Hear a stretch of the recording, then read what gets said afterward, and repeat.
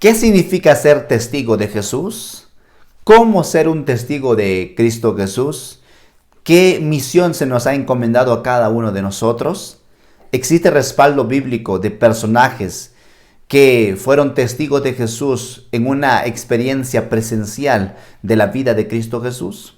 Bienvenidos a nuestro comentario de la lección de escuela sabática. Comencemos.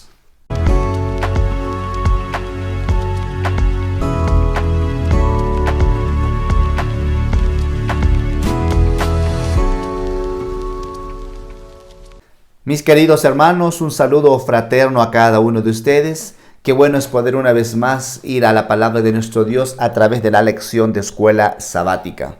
Esta semana con el título Testigos de Cristo como Mesías. Sin duda, un testigo. ¿Quién es un testigo? Es aquella persona que da fe de lo que ha visto, de lo que ha oído, de lo que conoce. Un testigo es aquel que va a pregonar delante de un testimonio que tiene que dar para compartir esa buena nueva de salvación, en este contexto de Cristo Jesús. Vamos a orar y poder explorar algunos pasajes bíblicos e historias que encontramos en el cuarto evangelio, el libro de Juan. Oramos. Buen Dios, muchas gracias por tus cuidados en nuestra vida. Suplicamos para que puedas seguir con nosotros y que al tener este comentario de tu palabra sea una oportunidad de gran bendición. En Cristo Jesús. Amén, Señor. Muy bien. Vamos a mirar algunos testimonios entonces de Jesús. Y vamos a comenzar viendo una vez más el libro de Juan. Y vamos a dirigirnos en esta ocasión al capítulo 1, donde podemos encontrar algunas historias que a veces pasa como que muy desapercibida, ¿verdad? A veces pasa muy así fugazmente.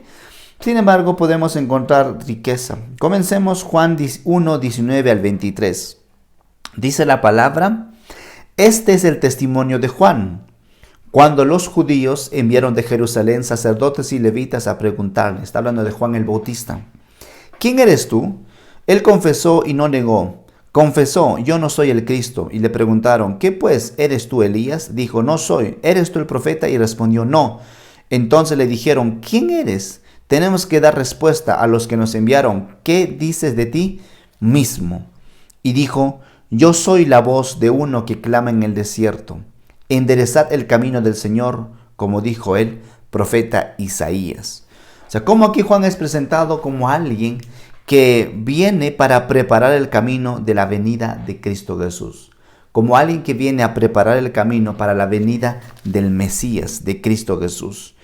Entonces, en el capítulo 1, verso 6, encontramos diciendo, hubo un hombre enviado por Dios, el cual se llamaba Juan.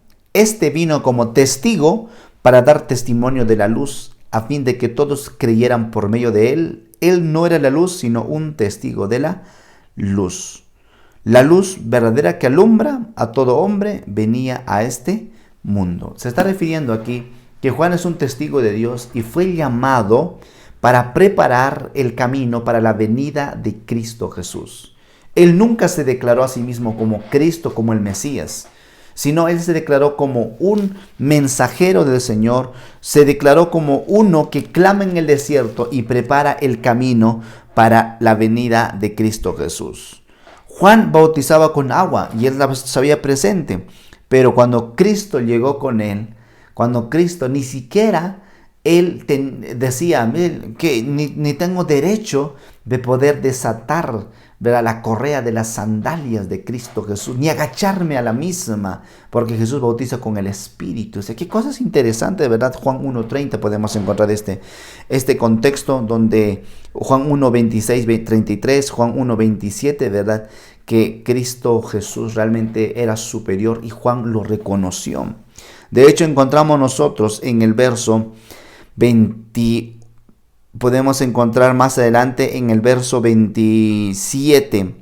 Entonces es el que viene después de mí, quien es antes de mí, el cual no soy ni digno de desatar la correa del calzado. Y esto se refería a Cristo Jesús. Qué cosa interesante, ¿verdad? Juan entonces se limita a señalarlo a él como realmente Cristo Jesús.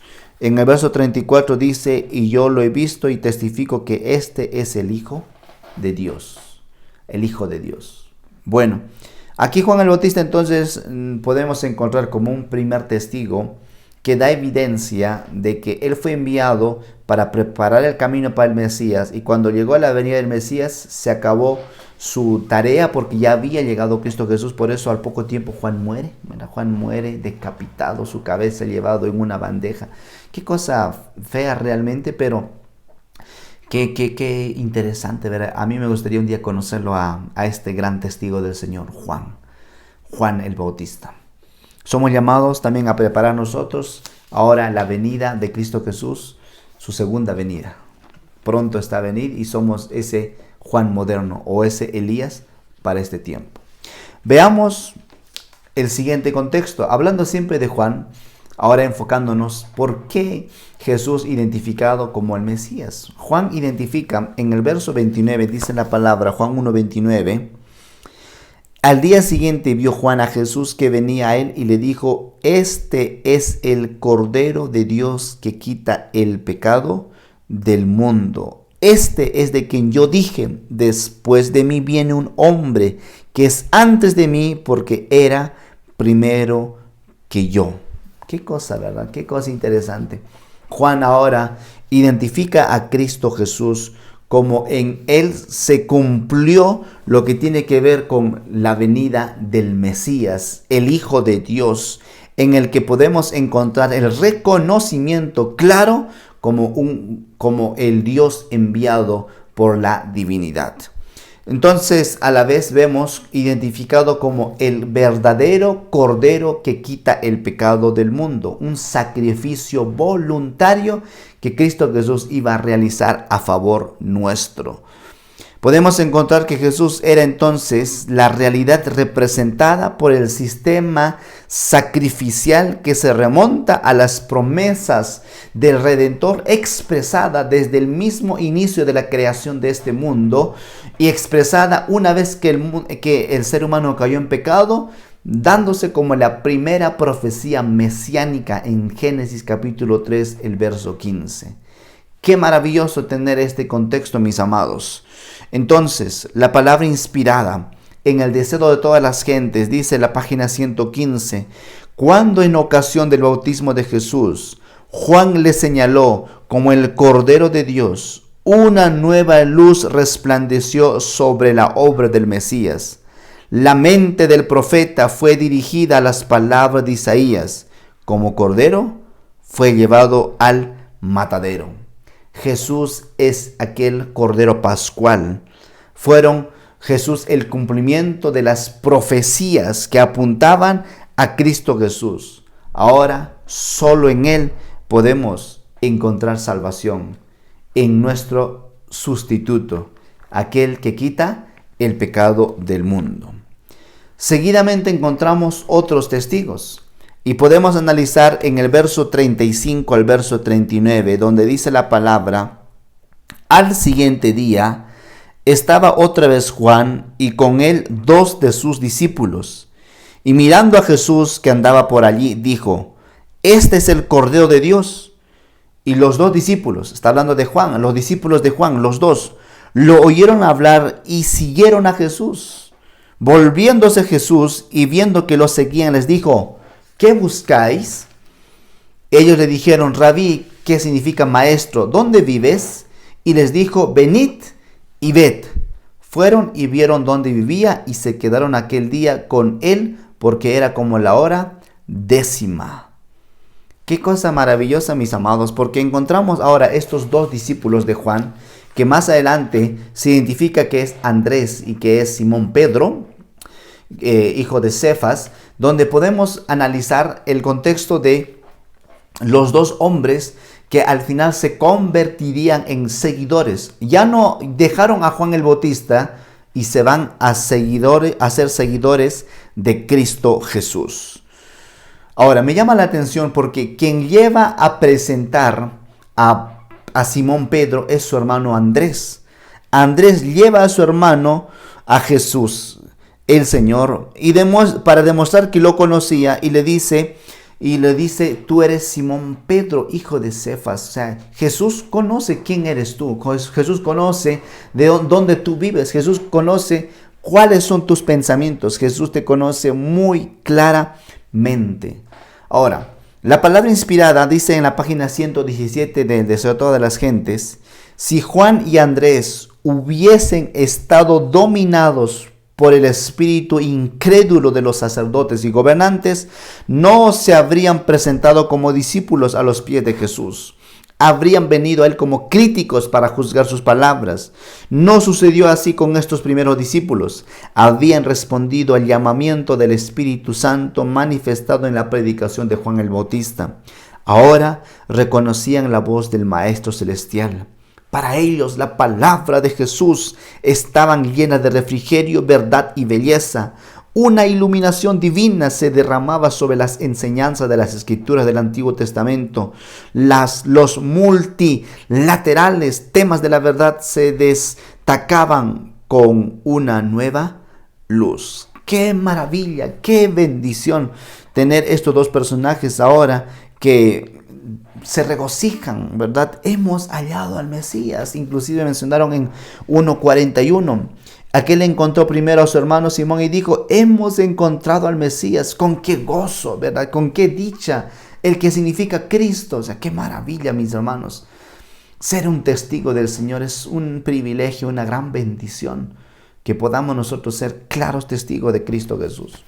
Luego relata otro testimonio, y esta vez de Felipe y Natanael. La palabra en el verso 1 siempre, el verso 43 hasta el verso 51 se encuentra este escenario, donde Felipe, o sea, Jesús va ahora hacia hacia Galilea, encontró a Felipe era de Betsaida, y la ciudad de Andrés y de Pedro, y Felipe encontró a Natanael y le dijo algo que Jesús primero le menciona a Felipe cuando se encuentra, sígueme. Y Felipe le cuenta a Natanael, así como pasó con Andrés a Pedro, le cuenta, he encontrado a Jesús, él está. Ahora Felipe a Natanael y le dice a Natanael, hemos encontrado, verso 45, hemos encontrado a aquel de quien escribieron Moisés en la ley y también los profetas, a Jesús, hijo de José de Nazaret. O sea, ¿cómo lo identifica Andrés en un inicio? Y Andrés lo presenta como el Mesías, pero a Felipe aquí lo identifica como aquel de quien escribieron Moisés y los profetas. Natanael escucha esto y dice, y es de Nazaret, ¿y puede salir algo bueno de Nazaret? Puede salir, y tenía prejuicios. Cuidado, es muy peligroso llevarse por los prejuicios, preconceptos. Pero qué lindo Jesús, porque Él nunca viene a rechazar a sus hijos. Siempre va a ir dispuesto a encontrarlos. Ahora, Felipe le dice a Natanael, bueno, mejor ven y ve a verlo por ti mismo. Ven y ve. Y cuando vio Jesús a Natanael, se le acercó y le dijo, aquí está un verdadero israelita en quien no hay engaño. O sea, Jesús fue con halagos, no fue como de una vez para poder hablar. ¿Sabía Jesús de la incredulidad que estaba habiendo en su corazón de alguna manera, de los prejuicios sobre todo? Sí, pero Jesús no fue con esto. Y entonces, Felipe o Natanael le dice, ¿de dónde tú me conoces? ¿Cómo dice que yo soy un israelita tal? Y Jesús le dice, antes que Felipe te llamara, cuando estabas debajo de la higuera, te vi. Me llama la atención este punto porque la palabra inspirada en la página 119 de Deseo a todas las gentes dice que Jesús había visto por iluminación divina a Natanael orando, buscando la verdad bajo aquel árbol. ¿Cuántas personas conocí? ¿Cuántas personas conoce tal vez usted que no creen todavía en la palabra de nuestro Dios como palabra de vida y todavía están dejándose llevar por preconceptos o por tradiciones y costumbres? Es que yo nací en esta religión y en esta religión voy a morir. Cuidado. Yo le animo, mi amado hermano, que usted, así como Natanael, vaya a los pies de Cristo Jesús. Vaya orando, pidiendo a Él que le ayude a encontrar la verdad. Y Dios nunca irá como que alguien que no quiera atender su petición. Si lo hace de corazón, Él vendrá para socorrerlo, ayudarlo, auxiliarlo. Déjese encontrar por Cristo Jesús. Él le guiará, porque Él dijo: yo soy el camino, la verdad y la vida. Así que al final Natanael reconoce y dice: es cierto, Jesús, tú eres Rabí, el Hijo de Dios, tú eres el Rey de Israel. ¿Qué más grandiosa confesión de fe? ¿Qué más grandiosa confesión de alguien que antes tenía prejuicios y ahora confiesa diciendo: tú eres el Hijo de Dios, tú eres Rabí, tú eres el Rey de Israel? ¡Qué maravilla! ¡Qué cosa interesante! Porque todo aquel que se encuentra con Cristo Jesús nunca saldrá igual, siempre habrá diferente y será diferente para vida eterna. Y finalmente encontramos el testimonio de Nicodemo, capítulo 3, verso 1 hasta el verso 21. Encontramos este escenario donde Nicodemo va a buscar de noche a Jesús. Cuando lo encuentra, se presenta, reconoce que él es un rabí, reconoce que las señales que hace Jesús son de origen divino, pero todavía no conocía a Jesús como el Cristo, todavía no lo reconoce a Jesús como el Cristo, el Salvador Redentor, o como un Dios encarnado. Más tarde lo hará en Juan 19:39. Al final Nicodemo entonces ya reconocerá y será como uno de los seguidores del Maestro. Pero todavía ahí, Nicodemo era un personaje principal, alguien importante y muy respetado en el Sanedrín. De tal modo que aquí encontramos ahora un intercambio de conceptos de Jesús con Nicodemo, donde Jesús le dice a Nicodemo: es necesario que tú puedas nacer de nuevo. Tienes que nacer de nuevo.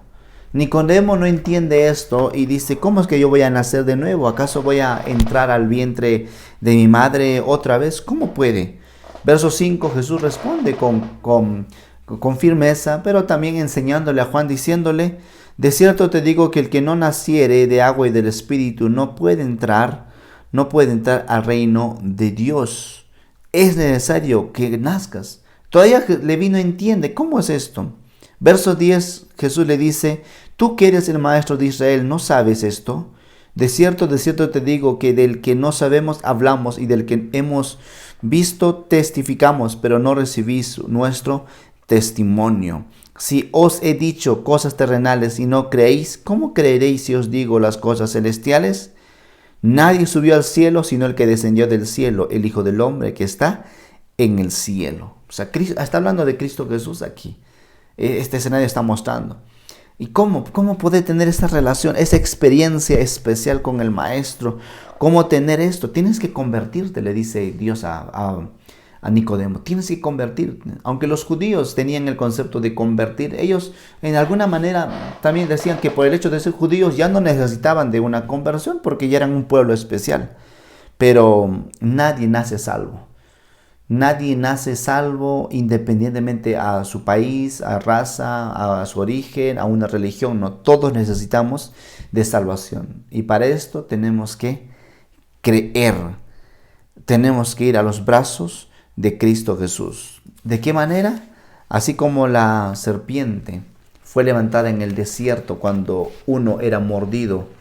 Así como una serpiente de bronce fue levantada en el desierto, para que cuando un israelita era mordido por una serpiente venenosa, ésta con ojos de fe mirase a la serpiente y pudiese encontrar vida y ya no muerte. De la misma manera, en el verso 14 y 15 dice que así es necesario entonces que el Hijo del Hombre sea levantado, para que todo aquel que en él crea no se pierda, sino que tenga vida eterna. Esta oportunidad quiero invitarlo a que usted mire a Cristo Jesús. Hoy nosotros somos estos testigos del Señor, llamados a pregonar la buena nueva de salvación. Nicodemo más tarde se convirtió en un pilar fundamental para apoyar al avance de la obra en el siglo I. En el tiempo en que estamos nosotros, también podamos ser pilares de bendición en el lugar donde nos encontramos para compartir el mensaje de vida eterna. Que Dios pueda guiarlo, Dios sea con usted, Dios pueda socorrerlo siempre. Y recuerde, usted y yo somos embajadores de Cristo Jesús, porque todo aquel que nace para el reino de los cielos nace como un misionero. Oramos. Bendito Dios, muchas gracias te damos por tus cuidados, tus misericordias en nuestra vida. Señor, ayúdanos a socorrernos en ti. Señor, ayúdanos a vivir para ti. Que esta lección, la próxima lección y cada vez que vayamos yendo a tu palabra, podamos salir fortalecidos en tu nombre. A que podamos, Señor, ser embajadores tuyos en el lugar donde nos encontremos, llevando el mensaje a nuestros vecinos, amigos, familiares, que podamos tener un espíritu de compartir ese mensaje de salvación, porque lo que ha llegado una verdad preciosa a nosotros, no queremos guardarla solo para nosotros, queremos pregonarlo. Por eso, amado Dios, bendito Padre, sé en medio nuestro en este momento y a lo largo de nuestra vida. En Cristo Jesús. Amén, Señor, y amén.